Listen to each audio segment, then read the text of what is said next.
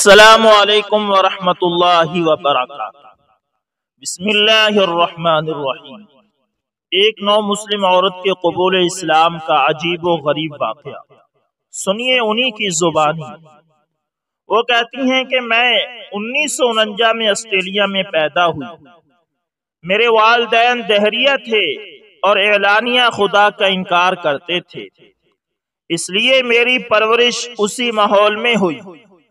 میری ایک چھوٹی بہن تھی اور والدین کی پوری کوشش تھی کہ ہم دونوں بہنیں کسی مذہب کی کھکیڑ میں پڑے بغیر زندگی گزارتی رہیں، لیکن اس کے برعکس ہوا یوں کہ میں ابھی سیکنڈری اسکول کی طالبہ تھی کہ مذہب میں میری دلچسپی بڑھنے لگی اور خدا کے تصور کے بغیر میں ایک قسم کی الجھن اور بے اطمینانی محسوس کرنے لگی، اور میرے دل سے یہ صدا بلند ہونے لگی کہ کوئی ایسی اعلیٰ اور برتر ہستی ضرور ہونی چاہیے جو انسانی معیارات سے ماوراء منفرد اور یکتا ہو، جو ہماری حفاظت کرے اور ہمیں قوت فراہم کرے۔ لیکن حالات اور ماحول کے پس منظر میں میرے دل کی یہ آواز دب کر رہ جاتی۔ تاہم جب بھی میں گردش و پیش کا جائزہ لیتی، مجھے اپنے والدین کے علاوہ اس معاشرے کا ہر شخص اداسی اور تنہائی کی دھن میں لپٹا ہوا نظر آتا تھا۔ سچی مسرت شاید ہی کہیں نظر آتی ہو۔ 14 سال کی عمر میں نے ایک ادارے میں ٹائپسٹ کی حیثیت سے ملازمت اختیار کر لی اور فارغ اوقات میں ایک کمرشل ویکیشنل اسکول میں داخلہ بھی لے لیا۔ عمر کے اس حصے میں بھی سب لوگوں کی طرح آرام و راحت اور تفریح کو مقصد حیات سمجھتی تھی اور انہی مشاغل میں مبتلا ہو گئی جو ہمارے معاشرے کا طرہ امتیاز تھا۔ دراصل عیسائی مذہب اپنی قدروں کے اعتبار سے غیر معمولی اور انحطاط میں مبتلا تھا، اور مادیت کے مظاہر ہر چار طرف اس بری طرح چھا گئے تھے کہ کوئی فرد اس سے متاثر ہوئے بغیر نہ رہا تھا۔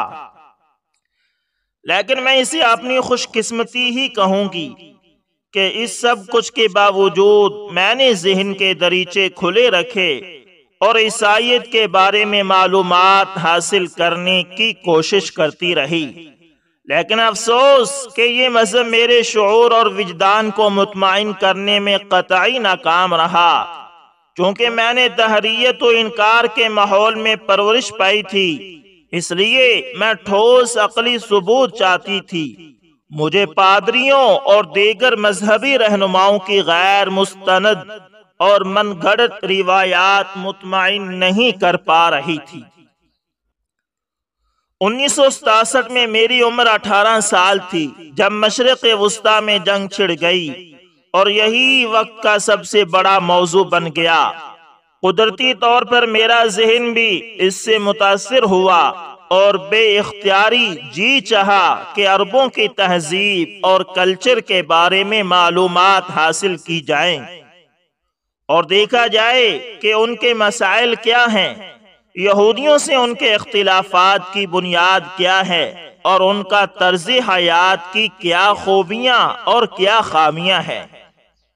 چنانچہ میں نے مختلف کتب خانے سے رابطہ قائم کیا، پہلے عربوں کے بارے میں مطالعہ کیا اور پھر اس حوالے سے اسلام سے متعارف ہوئی۔ لیکن یہ افسوسناک امر ہے کہ میں جتنی بھی تاریخی کتابوں، ناولوں اور رپورٹوں کا مطالعہ کیا، ان سب میں اسلام اور عربوں کے خلاف مصنفین کا تعصب اور عناد چھلک چھلک پڑتا تھا، اور میں حیران بھی تھی کہ غیر جانبداری، اعتدال اور انصاف کے علمداروں کو آخر اسلام کے متعلق ہی کیا ہو گیا ہے۔ آخرکار اللہ تعالیٰ نے میری مدد کی اور میں ویانا میں ایک مسلم کلچر سوسائٹی سے رابطہ قائم کرنے میں کامیاب ہو گئی، اور یہاں میں نے اسلام کے بارے میں خود مسلمانوں کی لکھی ہوئی کتابوں کا مطالعہ کیا اور مجھے یہ جان کر بے حد خوشی ہوئی کہ اسلام تو محبت اور مساوات کا مذہب ہے۔ اس پر مردم کشی یا دہشت گردی کا الزام اپنے اندر کوئی حقیقت نہیں رکھتا۔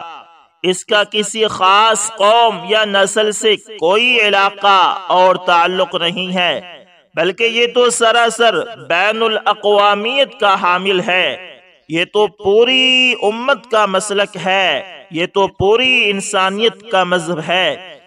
مجھے اسلام کے اس پہلو نے بالخصوص بہت متاثر کیا کہ اس مذہب میں رنگ و نسل اور علاقے کی کوئی تفریق نہیں، اور اللہ کی نظروں میں وہی شخص عزت کا حامل ہے جو اس کی الوہیت اور حاکمیت کا زیادہ شعور رکھتا ہے۔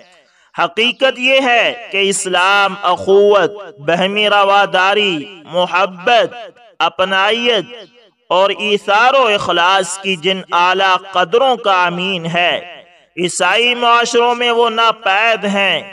یہاں تو ایک ہی مذہب کے پیروکار گورے اور کالے ایک گرجے میں مل کر عبادت بھی نہیں کر سکتے۔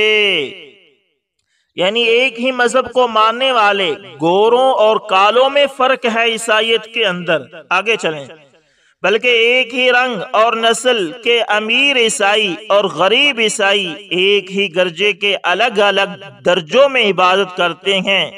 اور یہ اس طرح کی بہت سی خوبیاں تھی جن سے متاثر ہو کر میں نے 20 سال کی عمر میں یعنی 1969 میں اس وقت اسلام قبول کر لیا جب وسیع اور ٹھوس مطالعے کے بعد مجھے اطمینان ہو گیا کہ اب میں ایک بامقصد اور مفید زندگی گزار سکتی ہوں، اور یہ کہ اسلام با یک وقت انسان کو روحانی طور پر بھی آسودگی بخشتا ہے اور ایک حسین امتزاج کے ساتھ اس کے مادی مسائل میں بھی صحت مند رہنمائی عطا کرتا ہے۔ تہذیبی سطح پر اسلام انسانی ذہن کی تخلیقی صلاحیتوں کو پروان چڑھاتا ہے اور اپنے پیروکاروں میں انصاف اور صداقت کی بنیاد پر اخلاص اور خدمت کا وہ جذبہ پیدا کرتا ہے جو خود ان کے لیے بھی عزت و سربلندی کا باعث بنتا ہے اور عام انسانوں کے لیے بھی امن اور رحمت کا سبب بن جاتا ہے۔ میں اس حقیقت کا برملا اعتراف کرنا چاہتی ہوں کہ اسلام نے میری زندگی کو یکسر بدل کر رکھ دیا۔ میں مایوس، بے سکونی اور احساس تنہائی کی اس غیر معمولی کیفیت سے دوچار تھی جس سے یورپ کا شاید ہی کوئی فرد محفوظ نظر آتا ہو۔ اسلام نے مجھے اس صورتحال سے نجات دلا دی اور اسلام کے حصار میں آ کر میں پہلی بار سچی مسرت اور لازوال سکون سے آشنا ہوئی۔ یوں لگا جیسے صدیوں کی پیاسی روح ٹھنڈے میٹھے چشمے پر پہنچ گئی ہو۔ اس احساس نے مجھے اسلام کا شیدائی بنا دیا اور میں مسلسل اسلام کے بارے میں زیادہ سے زیادہ معلومات حاصل کرنے کی کوشش کرنے لگی، اور یہ بھی خالص اللہ تعالی کی عنایت ہی سمجھیں، بلکہ عنایت ہی ہے کہ میری شادی افغانستان کے ایک طالب علم سے ہو گئی جو ویانا میں زیر تعلیم تھا۔ میرے خامد نے تعلیم مکمل کر لی تو ہم افغانستان آ گئے۔ میرا ایک بیٹا اور ایک بیٹی بھی تھی، اور بحمداللہ اس وقت سے لے کر آج تک میں مسلمان کی حیثیت سے شرع صدر اور کامل اطمینان کے ساتھ اسلامی اصولوں پر کاربند ہوں، اور میں مطمئن بھی ہوں۔ تاہم میں یہ ضرور عرض کرنا چاہوں گی کہ ہم جہاں کہیں بھی ہوں، مسلم اکثریت کے ملکوں میں مقیم ہوں یا غیر مسلموں کے درمیان زندگی گزار رہے ہوں، ہمیں مسلمان کی حیثیت سے اپنے اعمال و کردار کا تنقیدی جائزہ لیتے رہنا چاہیے اور اپنی کمزوریوں اور کوتاہیوں کا محاسبہ کر کے انہیں دور کرنے کی کوشش کرنی چاہیے۔ اس حوالے سے میرا تجزیہ یہ ہے کہ عام مسلم معاشروں میں خواہ وہ یورپین فکر و تہذیب سے متاثر بھی ہوں اسلام کا محض ایک رسمی اور سرسری سا تصور کار فرما نظر آتا ہے۔ صاف محسوس ہوتا ہے کہ انہوں نے اسلام کو شعوری طور پر سمجھا ہے، نہ اس پر عمل کرنے میں وہ سنجیدہ ہیں، اور جو کچھ ہے وہ محض زبانی جمع خرچ ہے۔ اسلام ان کے قلب و ذہن میں گہرائی تک نہیں ابھی تک اترا۔